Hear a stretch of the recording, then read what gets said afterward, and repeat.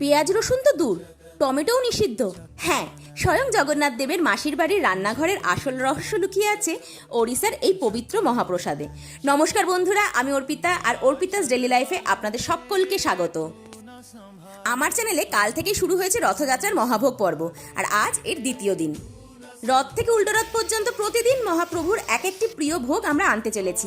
তাই প্রতিদিন এই নতুন নতুন ভিডিও দেখতে এখনই এই চ্যানেলটিকে সাবস্ক্রাইব করে রাখুন। জগন্নাথ দেব এখন মাসির বাড়িতে, আর আজ আমরা বানাচ্ছি ওড়িশার অত্যন্ত পবিত্র মহাপ্রসাদ ডালমা। প্রাচীন লোককথা অনুযায়ী পরম ভক্ত দাসিয়া বাউরি যখন মন্দিরে ঢুকতে পারতেন না, তখন দূর থেকেই মহাপ্রভুর উদ্দেশ্যে এই ডালমা নিবেদন করেছিলেন, আর স্বয়ং জগন্নাথ দেব অদৃশ্য হস্তে সেই ডালমা গ্রহণ করেছিলেন।